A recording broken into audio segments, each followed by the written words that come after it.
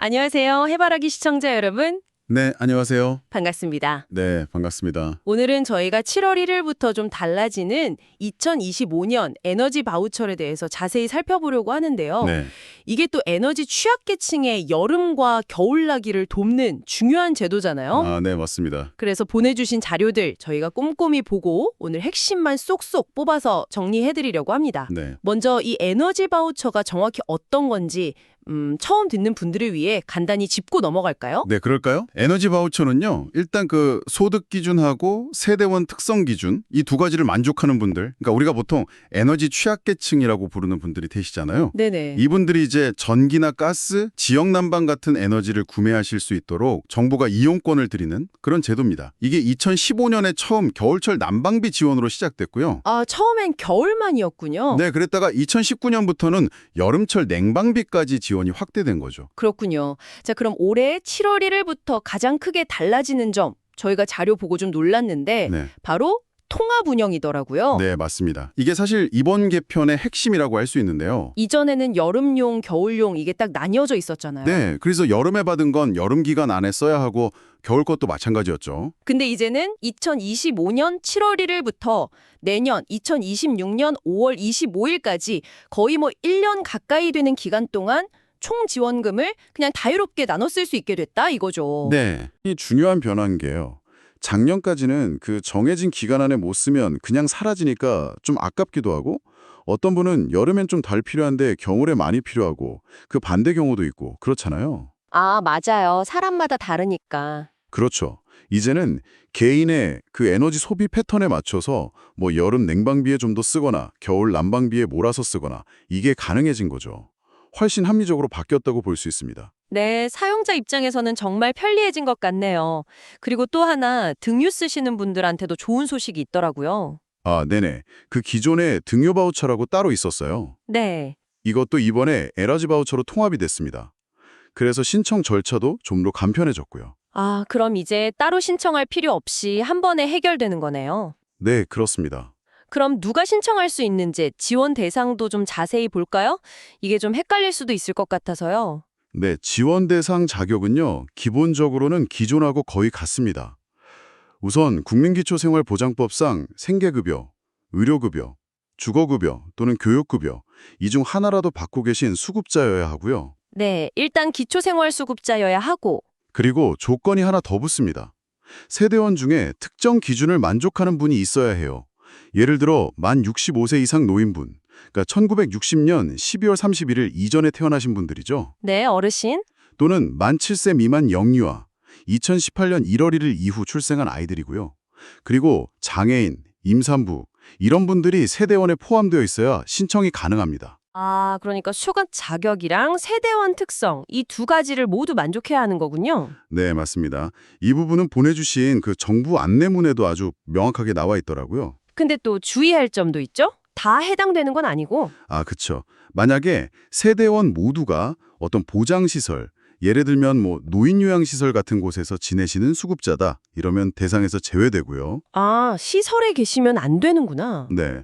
그리고 이미 긴급복지 연료비 지원이나 겨울철에 연탄 쿠폰 같은 걸 받으셨다면 이것도 중복해서 받을 수는 없습니다. 네, 중복 지원은 안 된다는 점 이것도 꼭 기억해야겠네요.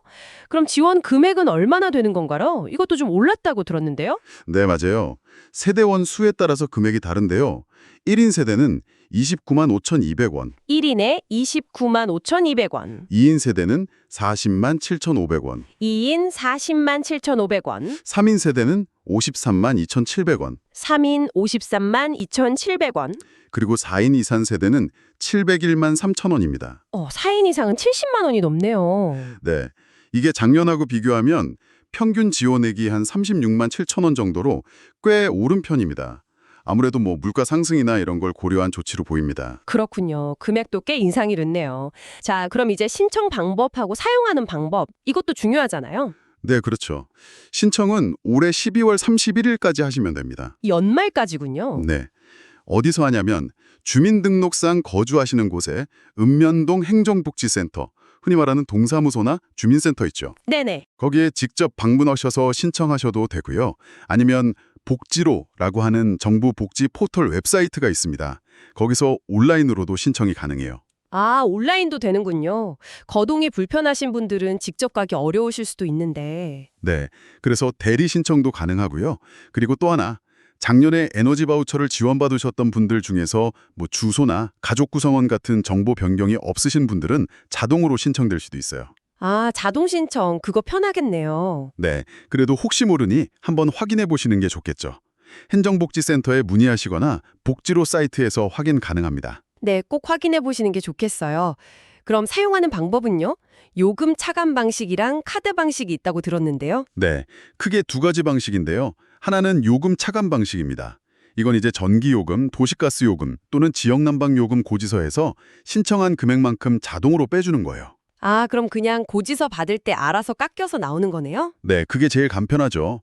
근데 이건 전기, 도시가스, 지역난방만 해당되고요. 그럼 등유나 LPG 같은 건 어떻게 해요? 네, 등유나 LPG 또는 연탄 같은 걸 구매하실 때는 국민행복카드라는 실물카드를 발급받으셔야 합니다. 아, 국민행복카드. 임신 출산 때 쓰는 그 카드 맞죠? 네, 같은 카드입니다.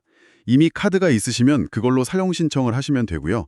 없으시면 새로 발급받아서 그 카드로 직접 등유 판매소나 LPG 충전소, 연탄 가게 같은 데서 결제하시면 됩니다. 그렇군요. 요금 차감 또는 카드 사용, 편한 방식으로 선택하면 되겠네요. 네, 인천시 관련 통계가 있었잖아요.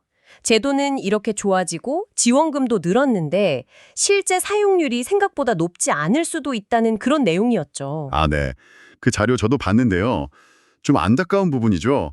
최근 3년간 인천시에서만 에너지 바우처 미사용 금액, 그러니까 쓰지 않고 남은 돈이 무려 86억 원에 달했다는 통계였어요. 86억이요? 와, 생각보다 엄청 많네요. 네, 그렇죠.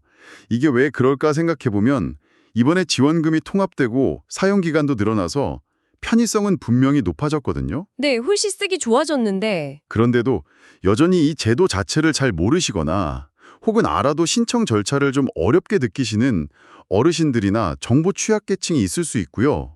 또 카드를 발급받아도 막상 이걸 어디서 써야 할지 잘 모르거나 잔액 관리하는 게 좀 번거로워서 다 못 쓰시는 경우도 있을 수 있습니다. 아, 그럴 수 있겠네요. 특히 어르신들은 카드 사용이나 잔액 확인 이런 게 익숙하지 않으실 수 있으니까요. 네. 그래서 제도를 잘 만드는 건 못지않게 이 지원이 정말 필요한 분들께 잘 전달되고 또 실제로 잘 사용될 수 있도록 하는 노력이 계속 필요하다는 거죠. 사용률을 높이기 위한 홍보나 안내, 아니면 뭐 사용처를 좀 더 늘린다든지 잔액 알림 서비스를 강화한다든지 이런 추가적인 방안들을 계속 고민해야 하는 이유입니다. 정말 중요한 지적이시네요. 그리고 또 하나 꼭 기억해야 할 게 사용 기한이죠. 네, 맞습니다. 아까 말씀드렸듯이 2026년 5월 25일까지입니다. 이 기한이 지나면 남은 잔액은 그냥 사라져요. 소멸됩니다. 아깝잖아요, 남으면. 다고요? 네, 그것도 아주 중요합니다.